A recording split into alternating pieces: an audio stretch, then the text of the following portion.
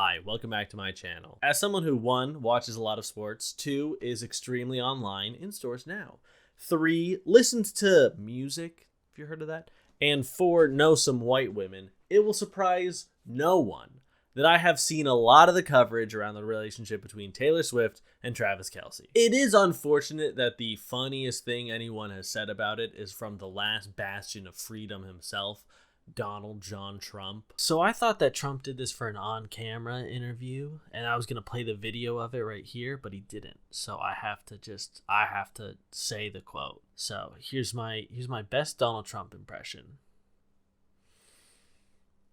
I wish the best for the both of them. I hope they enjoy their life. Maybe together, maybe not. Most likely not. He's such an old queen. The problem with Ron DeSanctimonious is that he needs a personality transplant, and those are not yet available. Between this and his old tweets about Kristen Stewart and Robert Pattinson, I wish that he wasn't a grifter and just had like a Wendy Williams type show. Like imagine him on, I probably don't have to do this, but Taylor Swift is a pop star. You've probably heard of her if you're watching this video. She's got over 100 million monthly listeners on Spotify. She just did her very successful Eras tour that I predict will have an even more successful theatrical run in theaters. This is actually the first line that I wrote in the script, and then I got busy with my real job and maintaining personal relationships and not watching the fumble dimension. Chaos fall behind in the first half, but after some halftime motivation I'm from in the Kim, they video. rattle off. So the movie's already out now, but let it be known, I predicted this success days in advance. According to Wikipedia, she's a prominent cultural figure of the 21st century, and she's in a really bad Capital One commercial. But that's just because Capital One makes only bad commercials. Any of these ones with this guy in a t-shirt and blazer, I hate them. What's in my wallet? A tiny little crab. I'm gonna have pinch my nuts because that'll be less painful than watching a Capital One commercial. Throughout her career, a lot of attention has been paid to the various men that she's dated, and while some of that is typical for a celebrity, for Taylor Swift it's always seemed to follow her more. There's always been an obsession with who she's dating and why them and which songs are about which boy, and this woman keeps dating people. Who does she think she is? Most of those people have been musicians or actors. Makes sense. Taylor Swift is a musician and actor. But her most recent boyfriend bucks that trend. Travis Kelce is a professional football player and a tight end with a tight end. He's the best tight end in the NFL right now. I've taken him every year that I've played fantasy football. He is always incredibly valuable. He's also one of the more popular personalities in the NFL. He has a podcast that he hosts with his brother. He recently hosted SNL. And now, just like me, he's got a mustache. And that's fun. Both Travis Kelce and I know how fun it is to have a mustache, because we both have one. All in all, he seems like a pretty good dude. He's talked about being pro-vaccine, which is not the usual sentiment expressed by NFL players. He did a Bud Light ad after Dylan Mulvaney. And by the way, some of the copy about him doing an advertisement is ridiculous. Tying his reputation to a brand that has been the target of a widespread boycott takes courage, a character trait Kelce often exhibits on the field. In Kansas City, we learned some time ago Kelce was fearless. Over the course of his 10-year, record-setting career in the NFL, we've seen him run over hapless defenders with regularity. Kelce is never one to shy away from contact. Kelce has always had guts. You have to be tough to play in the NFL, and even tougher to win a Super Bowl. But doing this commercial demonstrates a different kind of toughness, and he deserves credit for that as well. Like, yeah, credit where credit is due. He's talked about how he would welcome a gay teammate if he had one, and he did a commercial with the transgender beer that he knew was gonna make people upset that he was doing it, but he did it anyway. But all he really did was be in a commercial that a year ago would have been extraordinarily routine. And a year from now, probably will be. He seems vaguely liberal, there's those things. He knelt for the national anthem at the height of the Colin Kaepernick protests. Normally there's some segment of Swifties that is looking for things to prove that the man that she's dating isn't progressive enough to be dating their fave. But it seems like in this case, The opposite might be true. She might not be progressive enough for him. Football fans could very easily be like, no, I hate this relationship because problematic Taylor Swift is gonna ruin my pure-hearted tight end Travis Kelce. And I mean, hey, they'd have a point. She's the problematic one here. Why is Travis Kelce wasting his time with one of the top CO2 offenders of the past year? Like, bro, she doesn't care about the planet. She's not gonna care about you. Why is LGBTQ icon Travis Kelce tying himself to homophobic Taylor Swift? And I would just love for NFL fans to come out and be like, she's not good enough for Travis Kelce, and list all the problematic stuff and just see what the Swifties come up with. Because they gotta have some great stuff in the bag. Them dating is almost an anomaly in the sports world. Normally, when a high-profile celebrity dates a high-profile football player, they're a quarterback. Tom Brady and Giselle, Russell Wilson and Ciara, Josh Allen and Haley Steinfeld, Aaron Rodgers and Shailene Woodley. I could go on. Even celebrities dating non-quarterback skill positions is a rarity. When's the last time a top running back or wide receiver was dating an A-lister? Christian McCaffrey has been stellar for years when he's not injured, and he's currently on an undefeated 49ers team. And if you Google Christian McCaffrey DA,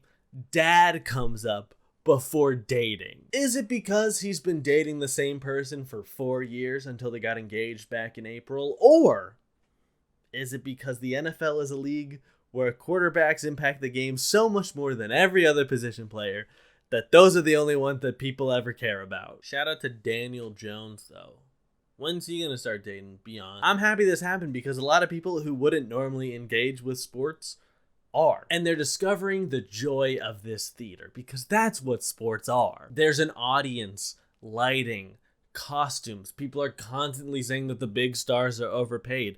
People sing songs both because there's a cue to do so and because they're caught up in the emotion of the moment. Sometimes it's a comedy, like when Sam Darnold got mono and a real human got paid to make this graphic. And sometimes it's a tragedy, like when the Dodgers win 100 games in the regular season and then get unceremoniously swept out of the playoffs in games that were never even close. But the best part is, literally no one knows until it happens. I don't know if you've ever heard an acting teacher or a critic say something along the lines of, the characters in a comedy don't know they're in a comedy. In any work of fiction, it's real to the people who are in it. So even though we're watching them and we're laughing, to the people who are in it, it might be the most serious thing in the world. And that's true here, but with sports, the audience doesn't know if they've signed up to see a comedy or a tragedy. Maybe a young player steps up and is the hero the team needs, and they have their first big moment in a long career.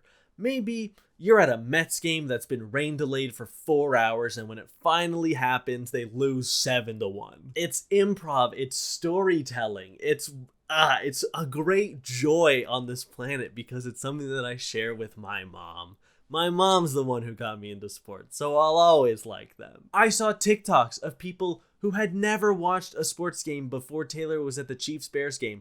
A week later, crying because they wanted to see Zach Wilson do well. And that's what gets you. That's why sports matter. The funniest thing about that game was Jeremy Strong pulled up to the... which is the most Kendall Roy coded thing he could have possibly done. I love Succession. Jeremy Strong's important to me, but like, it's Taylor Swift. Maybe these two are deeply and madly in love. Maybe they're just doing this because it's a good business move. Maybe they're just having a good time. I don't know. But what I do know is that it has been a good business move for Taylor Swift, for Travis Kelce, for the Kansas City Chiefs, and for the entirety of the National Football League. Kelce's jersey sold 400% better after Taylor Swift pulled up to Arrowhead to watch him play and watch him score an entirely meaningless touchdown. It helped some people win their fantasy football games, but it was truly over by that point. We did get to see Taylor yelling, "Let's fucking go," which is what sports is all about. The two of them have people paying attention to football games that Travis Kelce isn't even playing in. So Travis's podcast is with his brother Jason. Jason's also a football player. He plays for the Philadelphia Eagles, who are playing the New York Jets in New Jersey, because that's where the Jets play, this weekend, which has people thinking because Travis played on Thursday night, he can go and watch his brother play on Sunday, and Taylor Swift is going to fly out because people are like, she sold out MetLife for all those nights. So she wants to go back there. I don't think she particularly is like, I have such fond memories of selling out this stadium because that's most of the places she's played. And so now we've got people paying attention to the Jets-Eagles game, a game that under any other circumstances, no one would give a shit about. The Eagles are undefeated. The Jets are like 2-3. What game hasn't happened yet? If the Eagles lose, I'm going to have egg on my face. If Travis and Taylor aren't there, a lot of other people will have egg on theirs. You even had swifties advocating for the end of artificial turf because Jason got injured on it. And they're so right. They're so right for that. Turf is bad for players. Players of all sports. Ask the U.S. women's national team. They'll tell you. But owners want to use turf because it's cheaper. And even though franchise values are ballooning right now, they don't care. They just care about maximizing profits at the expense of their players, at the expense of running a competitive organization, at the expense of literally everything else. And this isn't every professional sports franchise owner. I know I have a lot of them in my audience. I can see the demographics. But if you're watching me and you're the owner of the Colorado Rockies, sell the fucking team. Once the rumors that Taylor and Travis were dating had started, they quickly became the subject of every NFL broadcast. And I thought for once in my life, people were going to be normal about it. Swifties were talking about what songs of hers football fans might like based on their other musical interests. Sports fans were breaking down why Travis Kelce is so effective in a way that was both digestible for people who were new to football while also not talking down to them. Announcers were incorporating Taylor Swift's lyrics into their calls. There was always the speculation of like, will she come to the game? Will she not be there? She probably would. Those private jets won't fill the air with CO2 by themselves. Finally, two rich white people were dating, and people were gonna be normal about it. That's real progress, and it lasted a few days, maybe hours. Now it's tweets like this. Is Taylor Swift and Travis Kelce the most annoying thing to happen to NFL fans in history?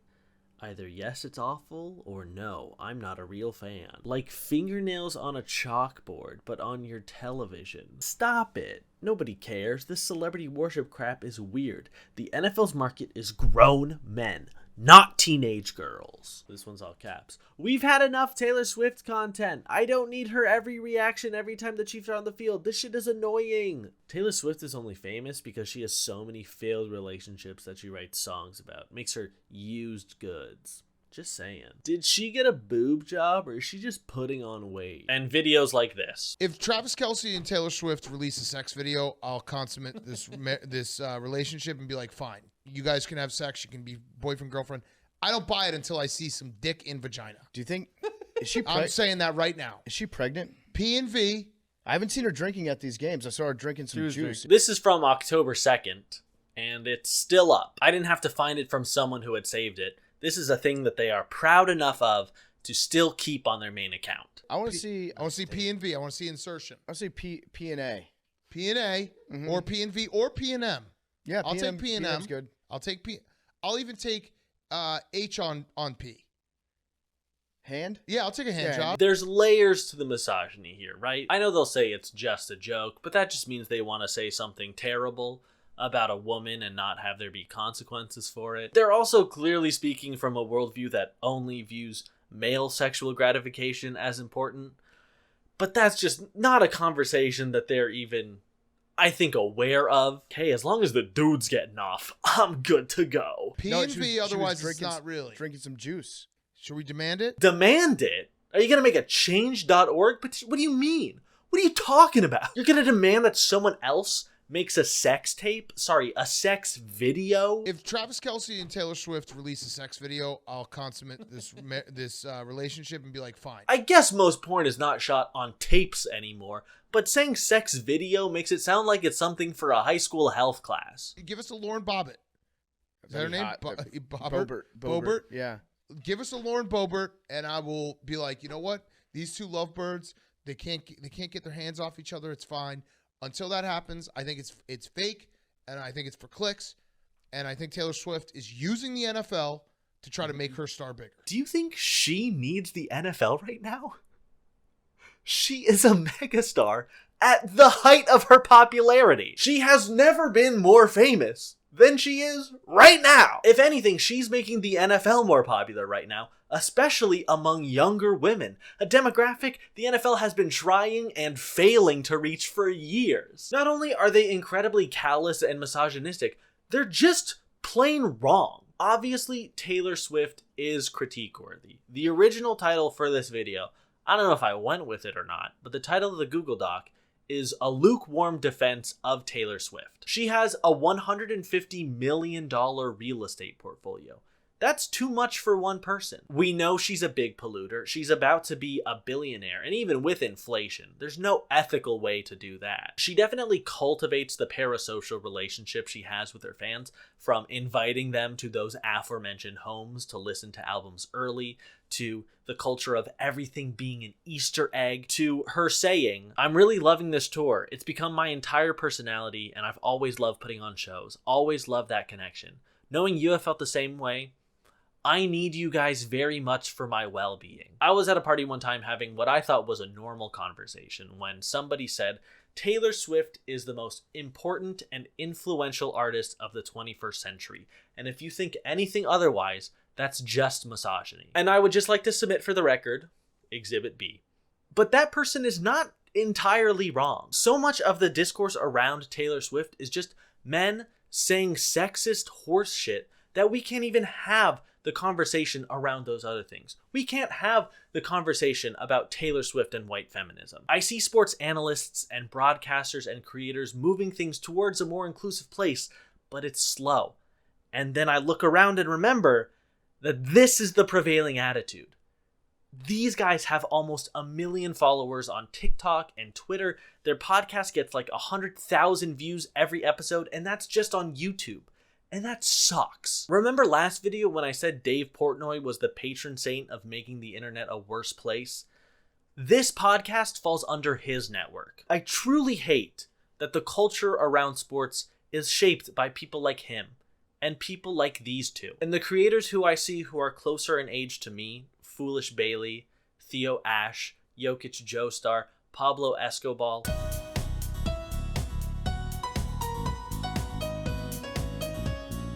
who want to talk about sports, but also want to make this a good, welcoming, fun place for everyone. Because that's what sports should be. Those are the creators who I look to, and I get excited about the future. But then I see these fuckers. These rat bastards. I get why people disengage. I get why people go, oh, sports ball, I don't like it. The San Francisco Giants are looking to hire a new manager. And one of the people they interviewed for the job was one of their assistant coaches. Seems pretty standard. Seems pretty standard operating procedure. But then, she had the gall to be a woman. So this is the response. Giants 0-162 next year. This is horrible for the game of baseball. Great way to never win a ring again. If she argues with an umpire, how long until he cracks up laughing in her face? If my team's every hired a woman head coach manager, I legit never watch a second sports ever again. The thing is, sports fans and Taylor Swift fans are not that different. We have this irrational love and care for a thing that's largely out of our control. Are there problems? For sure. 1,000,000,000%. If I came on here and said the sports world is perfectly fine, somebody come make sure they didn't put my brain through a pressure washer. Make sure there's at least one wrinkle still on there. Here's some Taylor Swift fans at a theater watching the Eras Tour movie.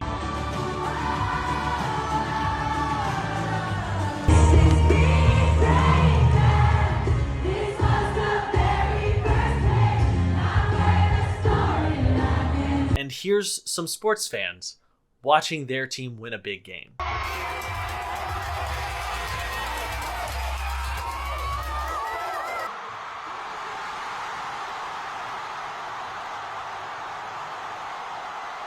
That collective human joy is so important, especially nowadays. And I wish that more people were willing to open the gates and let people share in that joy.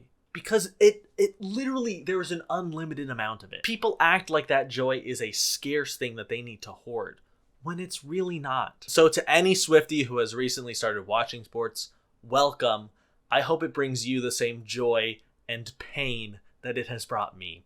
and No Body, No Crime is a fucking banger. Thank you so much for watching. I really hope you enjoyed this video. If you did, and you wouldn't mind leaving a like or subscribing, I would really appreciate that. I'm not in a Halloween costume, which means I've got to get another video out in October. I've got to do it. Have I actually been busy? For sure. Have I also been procrastinating? For sure, dog. That calendar still says it's September of 2023, and that's not the case. Again, thank you so much for watching. It really does mean a lot to me, and hopefully I'll see you in the next one. Bye-bye.